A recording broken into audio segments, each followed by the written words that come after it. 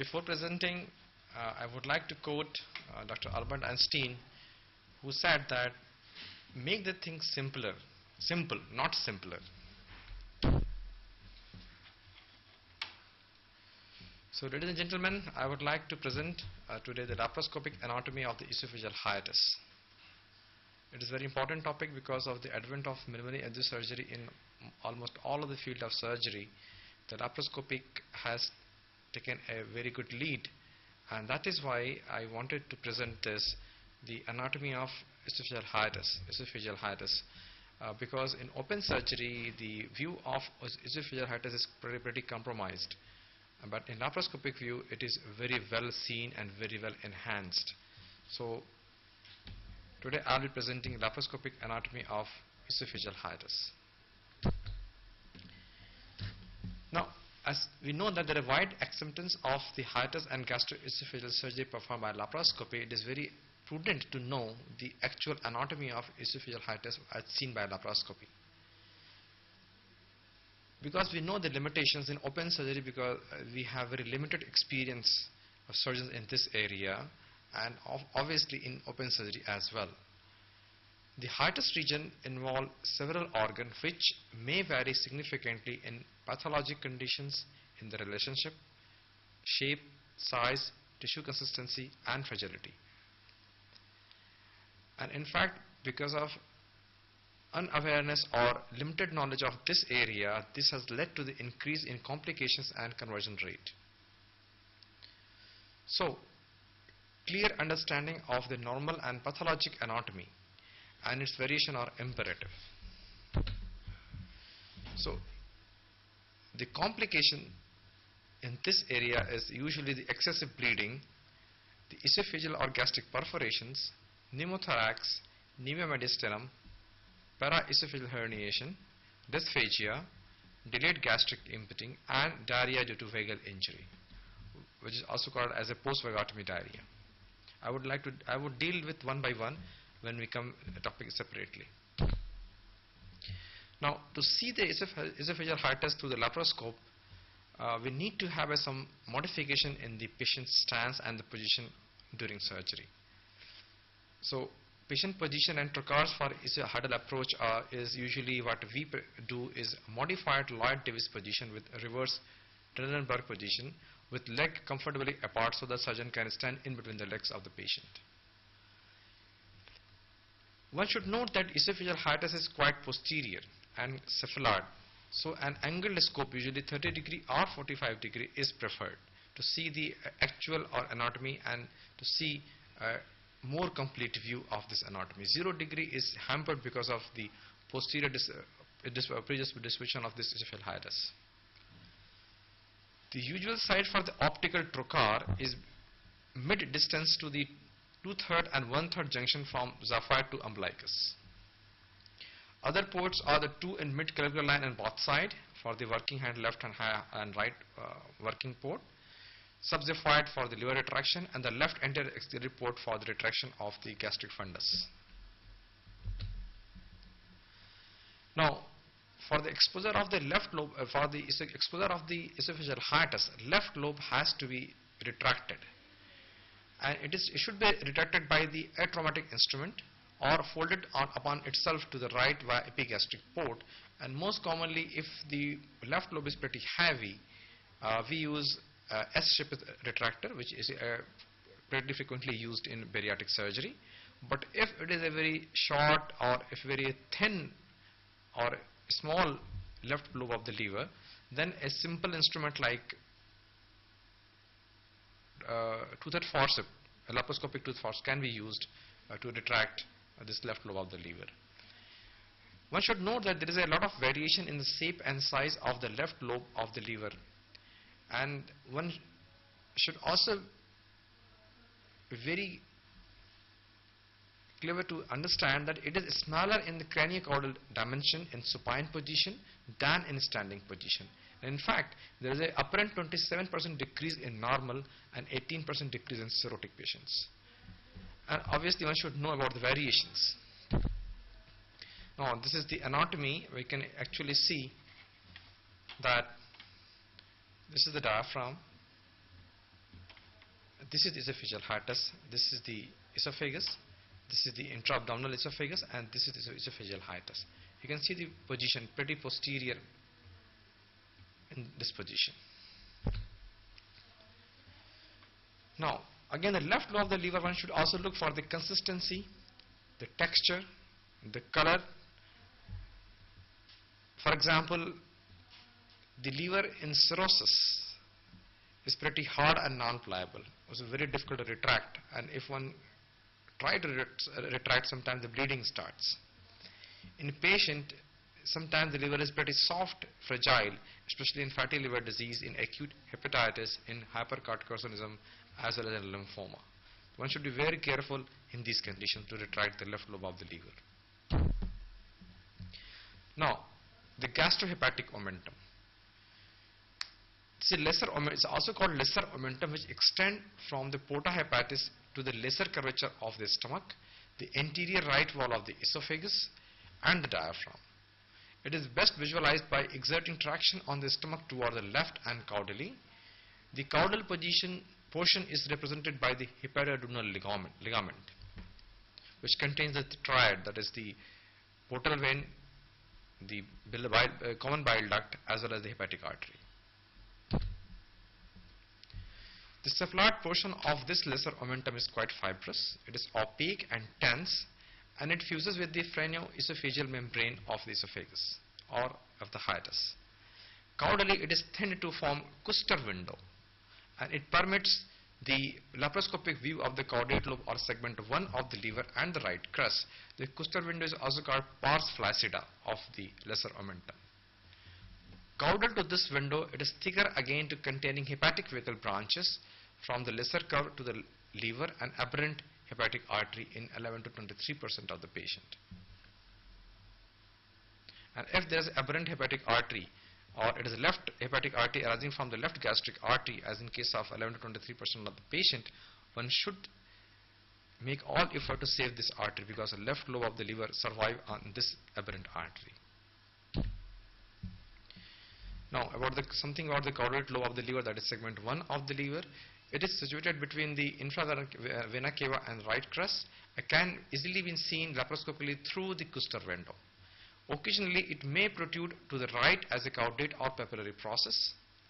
Attention to avoid injury during dissection of right crus and placing suture for chlorophy and fundoplication is important, because the needle moves in this direction.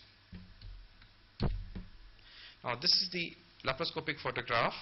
One can easily see this is the caudal portion, this is the cephalad portion, this is the caudal portion. This is the right of the patient, this is the left of the patient.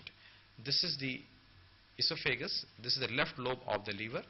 The thin, you can see the lesser omentum from the diaphragm to the lesser curvature of the stomach and to the porta hepatis, through which you can see the caudate lobe or segment 1 of the liver. And this A is the left lobe of the liver, that is the lateral segments. This is the stomach, and this is the thin, the C1 is the lesser omentum or Kuster window or pars flaccida. Here, when we cut the pars flaccida or lobus omentum, you can easily visualize the caudate lobe. You can see the right crus of the diaphragm here.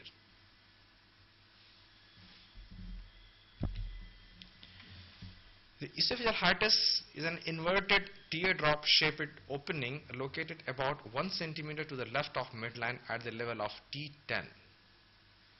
The anterior and lateral borders, formed by the muscular and fibrous edge of the diaphragmatic crura and the posterior angle as a median arcuate ligament.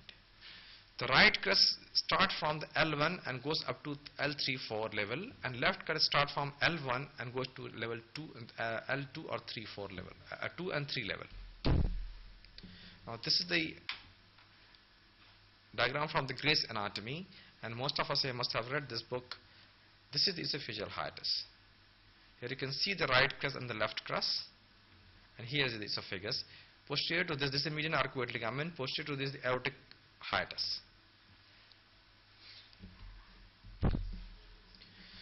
In more than 90% of the cases, the right crus forms the right and the left margin of the hiatus, or left crus contributes to the right margin. The retroesophageal space is usually more than 2 centimeter normally. The orientation of esophagus is such that it lies in front of the left crus. Now one can see in this diagrammatic picture that if you retract the esophageal hiatus with umbilical tape, you can see this is the right crus and this is the left crus, and esophagus passes through the left crus, and this is a suture depicting during the crurography for the fundoplication. Now esophageal hiatus, the dissection is started how to actually dissect the esophageal hiatus to make the anatomy very clear for any surgery at the G junction like fundoplication. So dissection is started by opening the lesser omentum or Kuster window and cutting the peritoneum along the medial border of the right crus. Once the right crus is pushed to the right and hiatal structure to the left side, an arcuate ligament is reached and dissection is retroperitoneal from here. To re-enter into the peritoneum to the left of the hiatus is achieved by dissecting between the left crus and the right wall of the esophagus. One should notice that if the dissection is cephalad at this plane, left pleura will be breached and perforated and will lead to the pneumothorax on the left side. That is very important, that the dissection should always be caudal at this area at the level of median arcuate ligament. Here you can see this picture.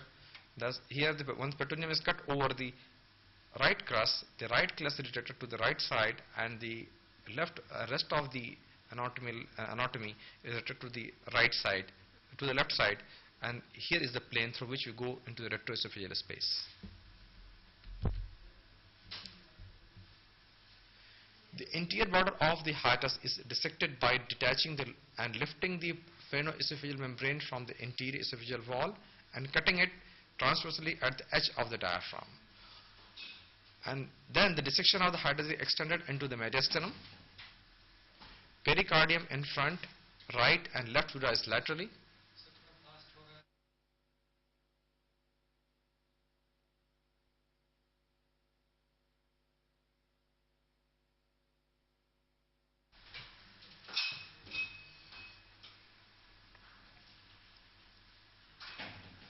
Now the anterior border of the hiatus is dissected by detaching and lifting the phrenoesophageal membrane from anterior esophageal wall and cutting it transversely at the edge of the diaphragm. Then this dissection of the hiatus is extended into the mediastinum, pericardium in front, right and left pleura laterally, and aorta posteriorly, and the esophagus, vessel and lymph node and vagi in center. One should notice and one should remember that the dissection must start posteriorly to avoid blood trickling and staining the planes. Because if the dissection starts anteriorly first, blood may trickle to the posterior plane and then posterior plane will be stained, it will become very difficult to recognize the actual plane of dissection. So that is very important that the dissection must start from the posterior sides. Now one can see in this picture very well that after dissecting, this is phrenoesophageal membrane, this is cut transversely to the edge of the diaphragm, and this is the right crus, this is the esophagus, this is the retroesophageal space.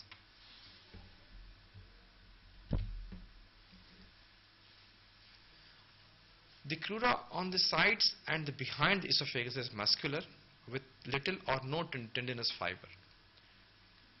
The hiatus border is stronger anteriorly due to the fusion of endothoracic and endoabdominal fascia to the central tendon of the diaphragm. And here the endoabdominal fascia is much stronger as compared to endothoracic fascia, and this endoabdominal fascia actually is the transversalis abdominalis in the inguinal area. Then the crura can be transected at the mid-level to enlarge it.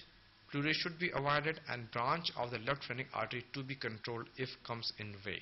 That is very important because sometimes the bleeding is very profuse and patient you may have to convert to the open surgery to control the bleed. That's why very important one should know that sometimes the ascending branch of the left phrenic artery goes at this area, and one should avoid injuring the left phrenic artery at this area. Here you can see after dissection the anatomy of esophageal hiatus. This is the left lobe of the lever. This is the cut edge of the peritoneum, that is the lesser omentum or false placenta. This is the caudate lobe, B is caudate lobe, C is the right crus of the diaphragm, D is the left crus of the diaphragm, A is the esophagus which has been retracted, left and caudally. And this is the median arcuate ligament, and this is the retroesophageal space. You can see the fundus of the stomach from here through this window, and here lies the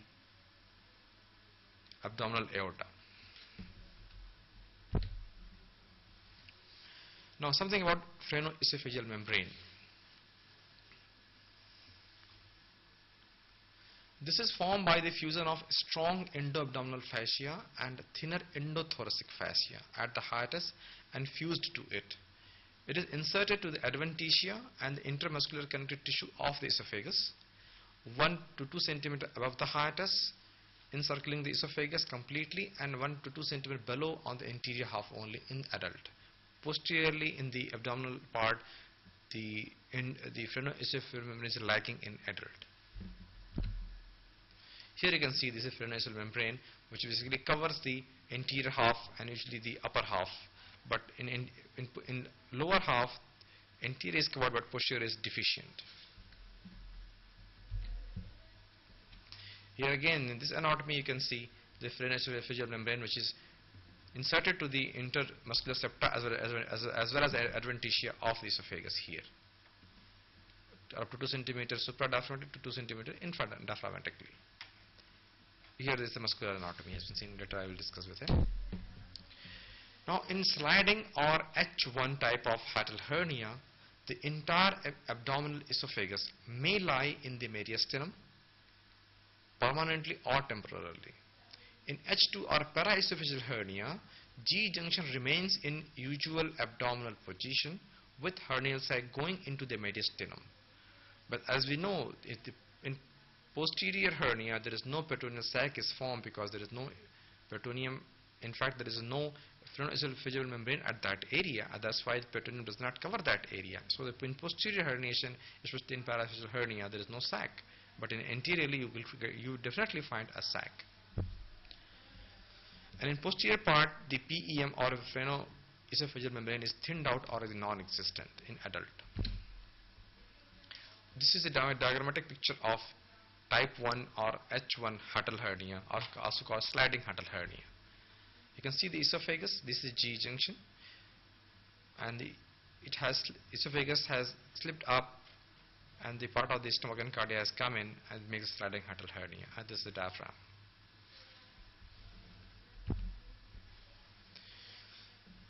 Now something about esophagus. The abdominal esophagus is a retroperitoneal organ, around 0.5 to 2.5 cm in the length from the T11 to L1 area. The distal esophagus can be mobilized down to the abdomen for 3 to 5 cm after dividing the aortic branches. So even if there is apparent shortening of the esophagus during manometry or during the esophagography, one can actually lengthen the esophagus by mobilizing the esophagus in mediastinum. And maximum mobilization is obtained by dividing anterior and posterior vagi in the lower mediastinum. In short esophagus, one can further mobilize and can further lengthen the intra-abdominal esophagus by dividing the vagi, anterior as well as posterior vagi. But yes, there is a caveat that dividing the posterior mediastinum, patient will develop or may develop a classical post-vagotomy diarrhea.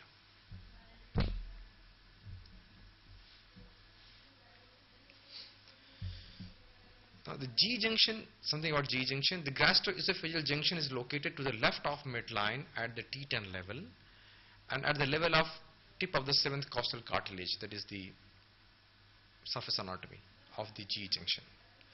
The longitudinal muscle of the esophagus runs through G junction into the stomach and is spread like a fan. The internal muscle layer encircles incompletely around the submucosa. And these two layers can be dissected apart from each other and forms from the submucosa of the esophagus. And here actually what we do in Heller's cardiomyotomy in the treatment of achalasia cardia. The longer fibers of inner muscle form the gastric sling embracing the anterior and posterior gastric wall to the left of cardinal notch. And this creates the cardiac notch or the angle of his, where is the so-called oblique fibers. The shorter fibers form the semicircular claps and maintain the transverse orientation.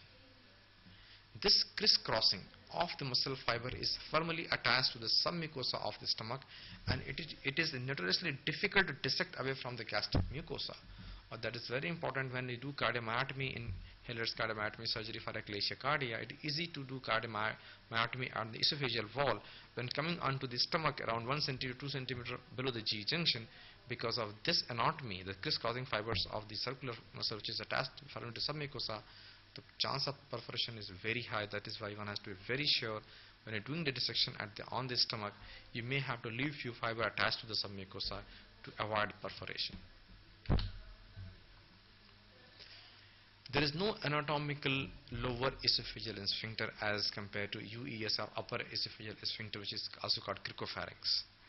The last 5 cm of abdominal esophagus, due to its disposition and relationship, it acts as a high pressure zone, and myotomy of this region abolishes the high pressure zone. And this is the crux of the cardiomyotomy in the treatment of eclasia cardia.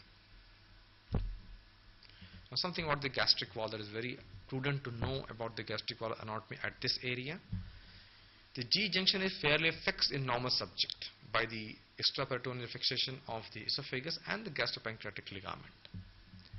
The anterior gastric wall, please note that just below the cardia and the esophagus, particularly the proximal centimeter below the cardia, is thinnest of all the stomach wall, and so is the site of perforation. So we have 2 important factors leading to perforation of this area. One is the attachment of circular muscle fiber to the submucosa, as well as the thinnest wall of the stomach at this area. So that is why in cardiomyotomy the perforation at this area is pretty common. Now something about aortic hiatus. The aorta, the thoracic duct, and sometimes the azygous vein cross the diaphragm through this hiatus at the level of T12. It is posterior to the esophageal hiatus, and the median arcuate ligament separates these openings, as I have shown you before.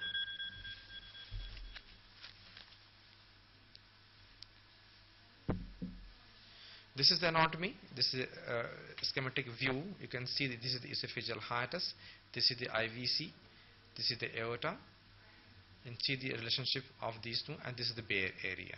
So this is the central tendon of the diaphragm, also the Bayer area, and you can actually see where it is. This is the esophageal hiatus, below is the aortic hiatus, just right to the infra vena cava. Now what are the vessels of hiatal region? The arteries. The left gastric arteries, the direct aortic branches, and the branches from the left phrenic artery. These are the arteries which lies in the hiatal area.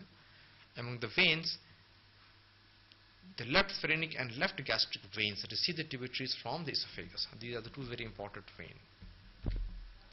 Now something about vagus nerve in this area. The anterior and the posterior vagal trunk are distinctly identified up to 80 to 85% of all the cases. The anterior vagus is more on the left than the posterior one. In 10 to 20% of cases, they divide into the multiple branches above the hiatus. That's why you get the criminal nerve grassi, which has been described before, the advent of newer PPI in the treatment of peptic ulcer disease. When the vagotomy was very common in the treatment of peptic ulcer disease, the criminal nerve grassi has to be divided before ensuring the complete vagotomy for peptic ulcer disease surgery. That is why it is important and prudent to know the anatomy here.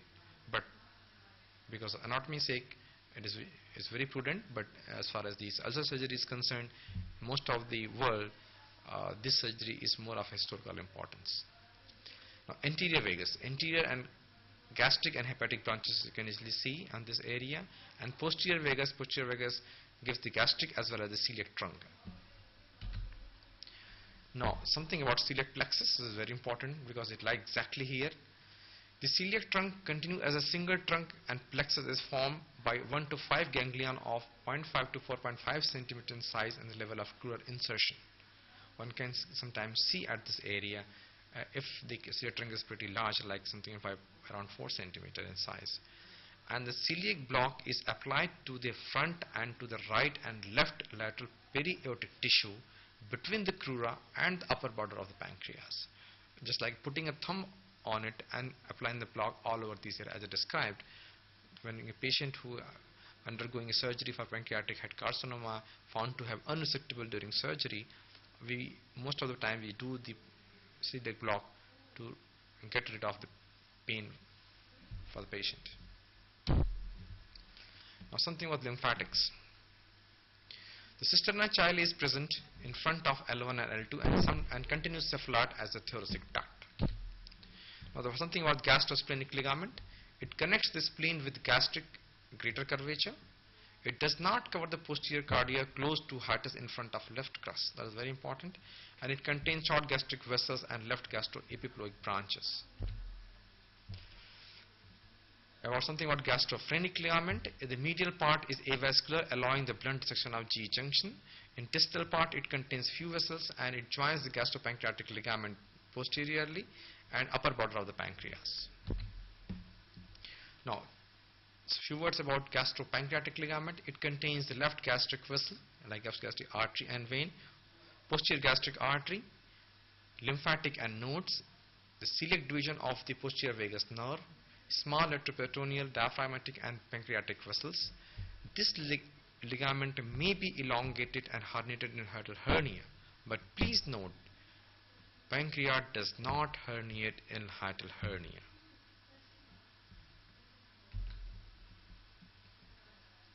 The summary, now I would like to put as a summary of the structure close to the hiatus.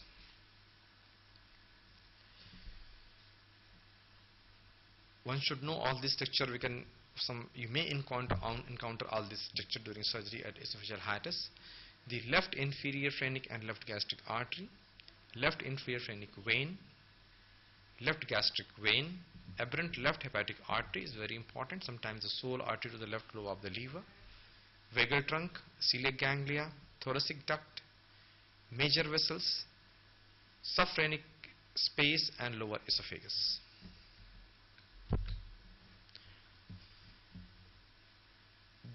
Now a little bit of physiology of this area. The resting intrathoracic pressure is between 5 to 10 centimeter of water and intra-abdominal pressure between 0 to 10 centimeter of water. The intrathoracic pressure is minus 5 to minus 10 centimeter of water and intra-abdominal pressure is 0 to 10 centimeter of water. In supine position, pressure gradient of up to 20 centimeter and at Valsalva maneuver it may reach up to 100 centimeter of water. And during diaphragmatic contraction, esophageal hiatus is closed by pinch cock mechanism of right crus. So conclusion, ladies and gentlemen, the familiarity with the normal and pathologic laparoscopic anatomy is essential for safe surgical intervention in the area of the esophageal hiatus, especially in fundoplication and cardiomyotomy surgery. This is only organ which faces maximum pressure brunt due to its hollowness and continuity in thoracic as well as abdominal cavities. Thank you very much.